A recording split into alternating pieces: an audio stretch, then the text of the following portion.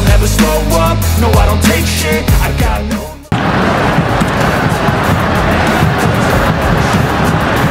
Das erste von Timnas Indonesia sedang berjuang di putaran ketiga kualifikasi Piala Dunia 2026 zona Asia pada saat ini. Jai Idzes dan kolega sudah melakoni 2 pertandingan di bulan September ini dengan menghadapi Arab Saudi dan Australia. Dari 2 laga tersebut, skuad Garuda berhasil memetik 2 poin yang mana sangat penting ketika menghadapi Arab Saudi dan Australia. Timnas Indonesia menahan Arab Saudi dengan skor 1-1 di Jeddah, selagi bermain imbang tanpa gol Australia di Jakarta. Namun, isu naturalisasi kembali mencuat setelah itu, dengan sejumlah pihak menyinggung para pemain keturunan hingga kepada persoalan tidak mengembalikan paspor. Pelatih Shin Tae-yong kini buka suara mengenai hal itu, dengan mengatakan bahwa timnas Indonesia sudah menjadi lebih baik karena tidak mudah dikalahkan, sebagaimana yang terlihat dalam laga kontra Arab Saudi dan Australia. Memang sekarang kita bisa lihat sendiri masyarakat dan fans sepak bola Indonesia sedang bahagia pastinya, kata Shin Tae-yong dalam acara Jebret Media di Jakarta, Kamis, 26 September 2024. Mungkin dengan adanya pemain naturalisasi mungkin kita bisa memposisikan diri kita di sini sekarang. Mungkin kalau lebih naik lagi sepak bola kita tidak akan mudah dikalahkan melawan siapapun, disambung ST. Shin Tae-yong pun merespons tentang anggapan bahwa dirinya menyusahkan pemain lokal karena banyaknya pemain naturalisasi. Sang pelatih asal Korea Selatan pun mengindikasikan keinginan membawa timnas Indonesia menembus 50 besar dalam ranking FIFA. Jadi, memang ada yang bilang menyusahkan pemain lokal, tapi tolong jangan ada yang salah sangka, ditanda ST. Kalau kita bisa naik peringkat 50 ranking FIFA, mungkin sepak bola Indonesia tidak akan mudah dikalahkan, ditambahnya. Pada saat ini, timnas Indonesia sendiri berada di peringkat ke-129 dalam ranking FIFA, naik 4 tingkat dari sebelumnya berkat hasil imbang 2 kali kontra Arab Saudi dan Australia. Berikutnya, skuad Garuda akan menghadapi Bahrain dan Cina di kualifikasi Piala Dunia 2026 pada Oktober 2024 mendatang. Pelatih timnas Indonesia, Shin Tae-yong, merespons anggapan bahwa dirinya menyusahkan pemain lokal, dengan menyinggung ranking FIFA skuad Garuda. Proses naturalisasi Mea Silgers dan Eliano Reijers ditargetkan akan rampung sebelum 3 Oktober 2024. Mereka diproyeksikan untuk tampil membela timnas Indonesia saat bertandang ke markas Bahrain dan Cina pada 10 dan 15 Oktober 2024 dalam lanjutan kualifikasi Piala Dunia 2026 zona Asia. Media Vietnam belak-belakan menyebut kehadiran bek FC Twente, Mea Silgers di timnas Indonesia membuat seluruh negara Asia Tenggara ketakutan. Sorotan media Vietnam itu tak lepas setelah Mea Silgers tampil gemilang saat membawa FC Twente menahan Manchester United 1-1 di Liga Eropa 2024-2025. Dalam laga yang digelar di Old Trafford pada Kamis, 26 September 2024, dini hari WIB itu, Setan Merah mencetak gol via Christian Eriksen sementara gol FC Twente dicetak via Sam Lammers. Mea Silgers sendiri bermain sebagai starter selama 90 menit full dengan melakukan aksi bertahan sebanyak 15 kali atau paling banyak dari bek FC Twente lainnya. Calon pemain termahal timnas Indonesia itu membuat 8 kali sapuan, 2 kali intercept, 4 kali memenangkan duel, hingga 92% umpan sukses. Melihat performa apik Mea Silgers, media Vietnam yakni So HVN menilai bahwa kehadiran calon pemain timnas Indonesia itu menjadi sinyal bahaya bagi para lawannya. Tak terkecuali, So HVN menyebut bek berusia 23 tahun itu harus diwaspadai oleh seluruh negara Asia Tenggara yang bakal menjadi lawan timnas Indonesia termasuk Vietnam. Dan seperti yang diketahui semua orang, bersama rekan satu timnya, tadi malam Mea Silgers menahan imbang Man Utd dengan skor 1-1, sebuah prestasi yang harus diwaspadai oleh seluruh pemain di Asia Tenggara, ditulis So HVN dalam artikelnya. Sebelum diperkuat Mea Silgers, timnas Indonesia sebetulnya sudah bermain sangat baik dengan kekuatan yang sebagian besar terdiri dari pemain naturalisasi. Dalam waktu dekat, jika timnas Indonesia diperkuat Mea Silgers di skuadnya, So HVN menilai tak aneh jika Garuda kembali menorehkan prestasi gemilang di kualifikasi Piala Dunia 2026. Bahkan, media Vietnam itu tak sungkan untuk mengatakan bahwa kehadiran Mea Silgers di timnas Indonesia akan membuat tim-tim ASEAN ketakutan. Di sisi lain, timnas Indonesia sangat sulit mendatangkan pemain naturalisasinya untuk bermain di turnamen non-agenda FIFA seperti Piala AFF. Sukses skuad Garuda bermain imbang melawan Arab Saudi, 1-1, dan Australia, 0-0, dalam 2 laga terakhir grup C putaran ketiga kualifikasi Piala Dunia 2026 zona Asia beberapa waktu lalu merupakan bukti kesekian ketangguhan Indonesia di pentas internasional. Sebelumnya, Indonesia menghentak dunia dengan lolos ke babak 16 besar Piala Asia 2023 serta melesat ke semifinal Piala Asia U23 2024. Dalam waktu yang tak lama lagi, tepatnya pada 10 dan 15 Oktober, tim asuhan Shin Tae-yong juga berpeluang meraih poin dari Bahrain dan Cina. Soalnya, dua pemain naturalisasi anyar, Maes Hilgers dan Eliano Reijers, kemungkinan besar sudah bisa diturunkan. Maes Hilgers dan Eliano Reijers merupakan dua anyar pemain naturalisasi yang sukses diangkut PSSI dari kasta teratas Belanda, Eredivisie. Kini, jika tak ada aral melintang, nama beken lainnya yang juga bakal dinaturalisasi timnas Indonesia adalah Mauro Zijlstra. Penyerang muda Volendam U21, Belanda, yang masih berusia 19 tahun itu tinggal menunggu waktu yang tepat untuk menjadi warga negara Indonesia. Mengingat usianya yang terbilang muda, pemain keturunan asal Bandung, Jawa Barat, bakal menjadi aset berharga bagi timnas Indonesia seperti halnya Jens Raven yang sudah lebih dulu memperkuat timnas Indonesia U19. Di Belanda, Mauro Zijlstra sosok pemain muda berbakat. Sebelum memperkuat Volendam U21, striker kelahiran 9 November 2004 pernah berkostum NEC U21, serta AFC Amsterdam U18. Bersama NEC U21, ia mencetak 12 gol dan sebiji assist dalam 26 laga. Saat memperkuat AFC Amsterdam U18, Mauro Zijlstra lebih sadis lagi dengan torehan 18 gol dan 11 assist hanya dalam 20 laga. Sedangkan bareng Volendam U21, ia baru hadir dalam 2 laga dengan tabungan 2 gol dan 1 assist. Kehebatan Mauro Zijlstra jelas terlihat dalam rekaman video yang tayang di kanal YouTube Yusa Nugraha belum lama ini. Sebagai striker, Mauro Zijlstra, yang memiliki tinggi badan mencapai 188 cm, begitu gesit dan menggigit. Selain jago gocek, ia juga lihat mengambil ruang tembak, baik di luar maupun di dalam kotak penalti.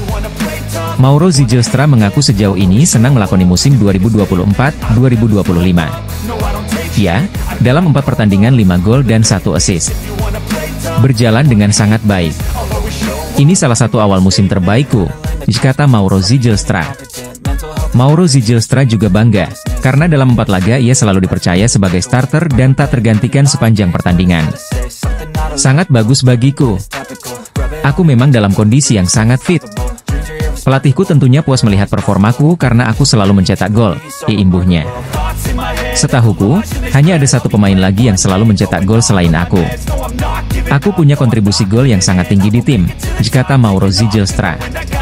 Kini, Mauro Zijlstra berharap bisa secepatnya naik pangkat ke tim senior Volendam. Saya belum mendapatkan kesempatan itu.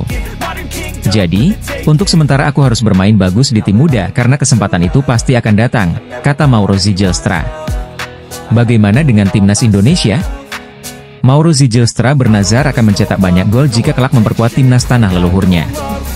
Pastinya akan seperti itu, ditandas Mauro Zijlstra dengan nada mantap penuh keyakinan. Mauro Zijlstra mengamini kalau dirinya sudah melakukan komunikasi dengan PSSI. Hanya saja, ia belum bisa memastikan kapan akan segera dinaturalisasi. Tentunya sudah ada kontak dengan PSSI. Saat ini mereka lagi periksa semua dokumen. Jadi untuk sementara aku harus menunggu, ujarnya. Jika sudah ada kepastian dari PSSI, maka tanpa buang waktu sang wonderkid langsung terbang ke Jakarta. Terus menambah kekuatan, timnas Indonesia siap menyongsong masa depan dengan percaya diri tinggi. Kini, tak ada lagi yang berani memandang remeh skuad Garuda. Ketua Umum PSSI, Erick Thohir menyambut hangat tawaran kerjasama yang diberikan KNVB untuk percepatan prestasi sepak bola Indonesia. Menurut Erick, konsistensi prestasi juara Piala Eropa 1988 itu dan pembinaan terstruktur di berbagai level usia pemain di Belanda, menjadi dasar kolaborasi antara dua federasi yang memiliki hubungan historis panjang. Kami terus berusaha untuk membangun sepak bola Indonesia dengan kolaborasi bersama pihak lain. Hari ini, PSSI menjalin kerjasama dengan Federasi Sepak Bola Belanda atau KNVB dalam beberapa bidang, kata Erick Thohir di Instagram pribadinya. Bentuk kerjasama itu dimulai dari peningkatan kualitas pelatih, pengembangan talenta junior maupun senior, dan juga sepak bola wanita. Erick Thohir pun mengucapkan terima kasih kepada pihak KNVB yang mau membantu kemajuan sepak bola Indonesia di berbagai kelompok umur. Terima kasih untuk Sekretaris Jenderal KNVB, Gids de Jong yang sudah menganggap kami seperti keluarga dan sharing tentang bagaimana sepak bola di Belanda bisa maju seperti saat ini, kata Erick Thohir. Semoga sepak bola Indonesia dan Belanda bisa mendapat banyak manfaat dari kerjasama ini, ditambahnya. Sementara itu, Gids de Jong juga memberikan tanggapan positif terkait kerjasama yang akan dibangun oleh kedua belah pihak. Sekjen PSSI-nya Belanda itu yakin bahwa dengan sejumlah program yang dicanangkan oleh Erick Thohir dan jajarannya akan membawa kemajuan Indonesia. Bahkan, Gits De Jong memastikan bahwa timnas Indonesia yang sebelumnya dijuluki raksasa yang tertidur, kedepannya akan menjadi raksasa seutuhnya. Menurut saya Indonesia secara umum adalah raksasa yang tertidur, kata Gits De Jong. Dan dengan rencana yang Erick Thohir paparkan, Indonesia dipastikan tidak menjadi salah satu raksasa tertidur, tapi menjadi raksasa seutuhnya. Ditambahnya lagi, timnas Indonesia sendiri menjadi perbincangan hangat dunia usai sukses mengimbangi dua tim elit Asia yakni Arab Saudi 1-1 dan Australia 0-0. Dua hasil imbang itu membuat timnas Indonesia berada di posisi keempat pada klasemen sementara grup C putaran ketiga kualifikasi Piala Dunia 2026 zona Asia. Sekretaris Jenderal Federasi Sepak Bola Belanda alias Sekjen KNVB, Gits De Jong menyebut timnas Indonesia tidak akan menjadi raksasa yang tertidur lagi, melainkan raksasa yang seutuhnya. Hal itu diungkapkan Gits De Jong setelah menandatangani MOU atau kesepakatan antara PSSI dan KNVB terkait kerjasama di bidang sepak bola, Rabu, 25 September 2024. Striker asal Brasil menyebut berkiprah untuk Indonesia bagaikan mimpi, dan ia berdoa semoga mimpi membawa nama Indonesia di kancah internasional bisa terwujud suatu saat nanti.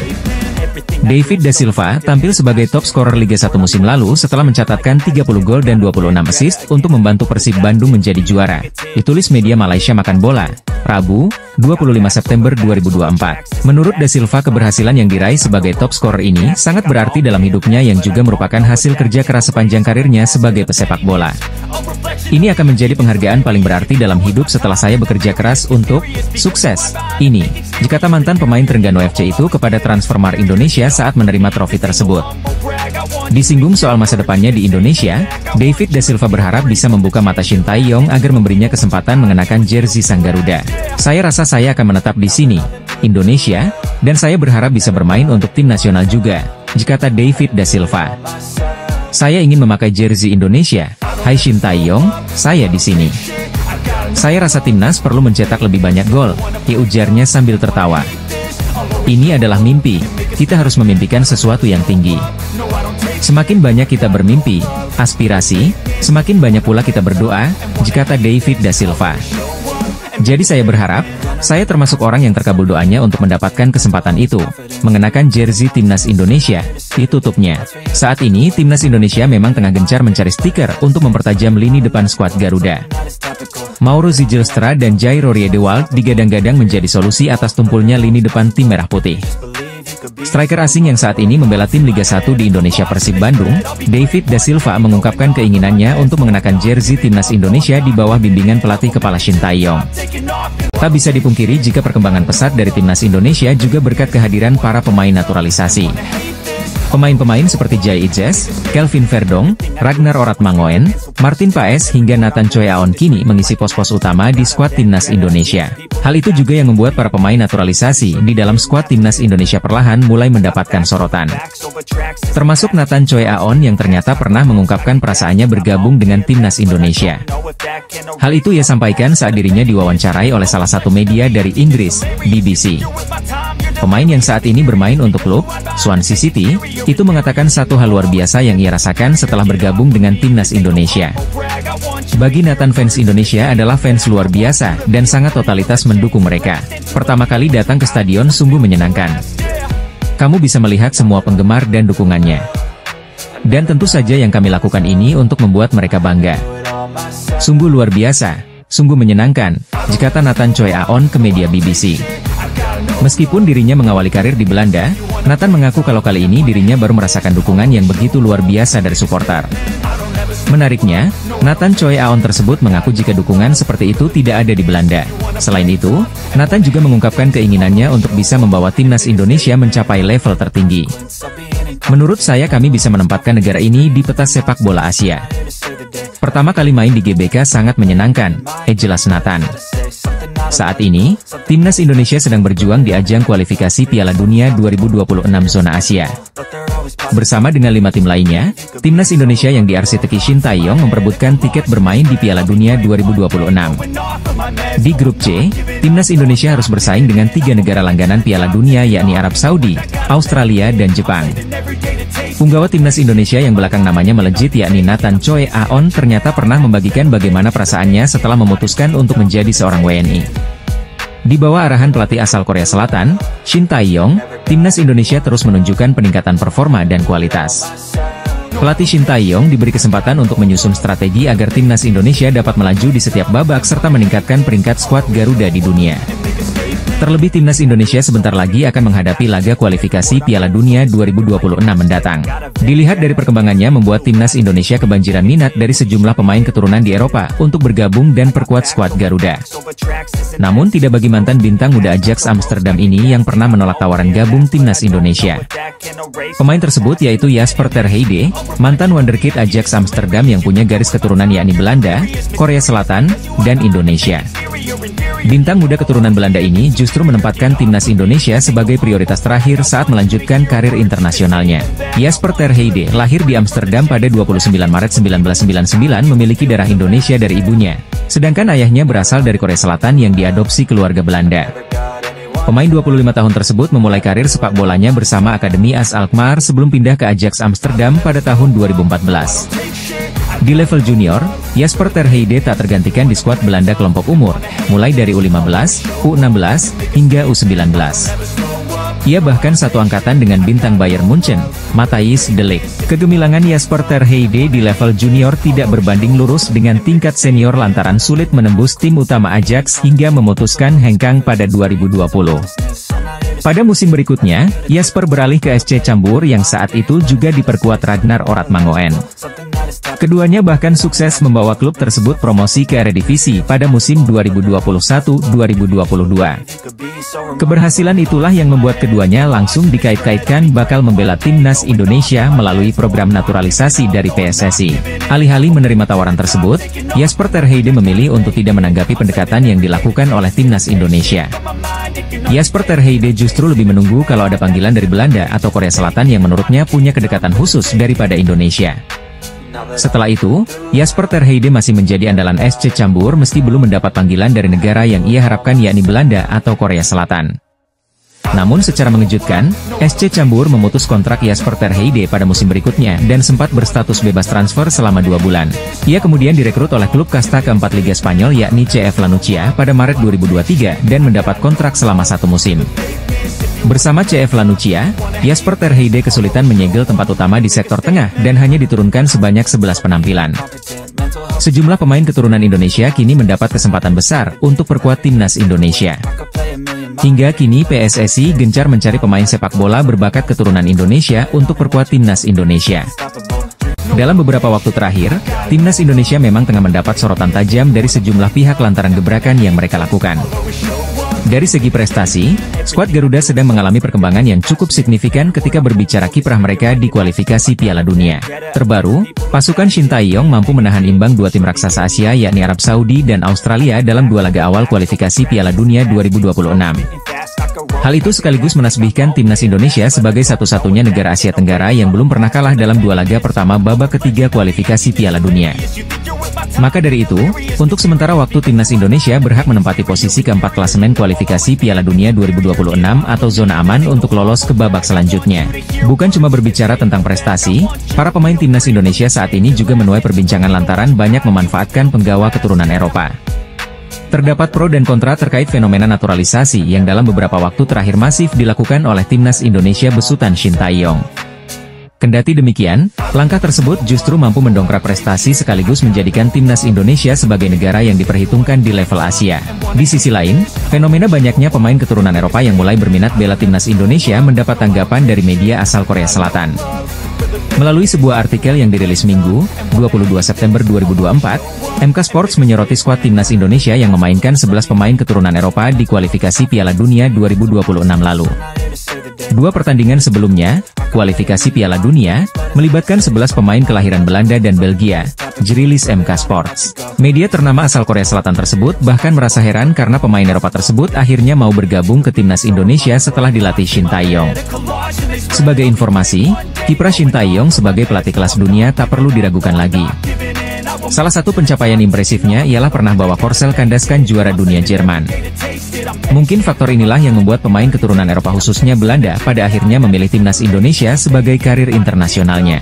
Kebanyakan dari mereka memilih tim nasional sepak bola Indonesia setelah pelatih Shin Tae-yong mengambil alih, ditulis MK Sports, Minggu, 22 September 2024. MK Sports menambahkan kalau Shin Tae-yong berhasil meyakinkan pemain tersebut untuk bisa membawa timnas Indonesia lolos Piala Dunia.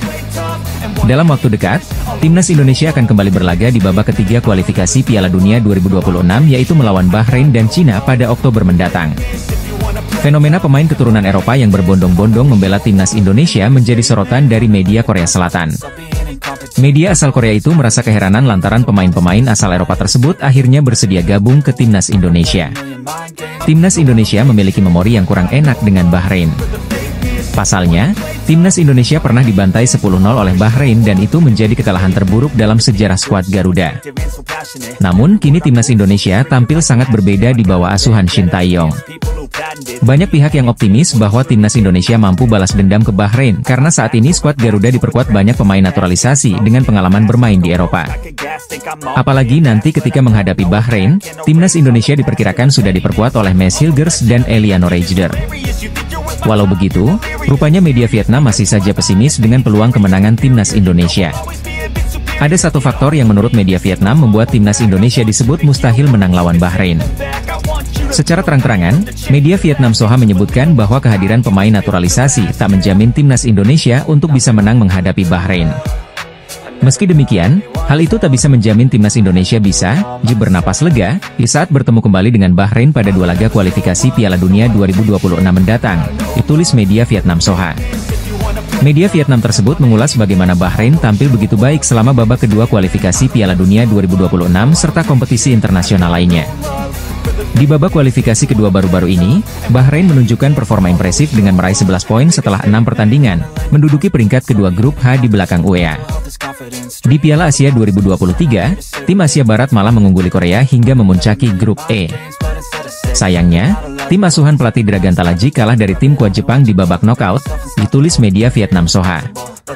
Tak hanya itu, media Vietnam Soha juga mengungkit perbedaan jauh antara timnas Indonesia dan Bahrain dari segi ranking FIFA. Pada ranking FIFA, Bahrain juga berada di peringkat 81 dunia, lebih tinggi 53 peringkat dari Indonesia. Selain itu, Bahrain juga lebih berpengalaman dan memiliki prestasi lebih baik saat mengikuti turnamen kontinental, ditulis Soha. Besar kemungkinan Bahrain mengincar peringkat 3 atau 4 grup untuk bisa lolos.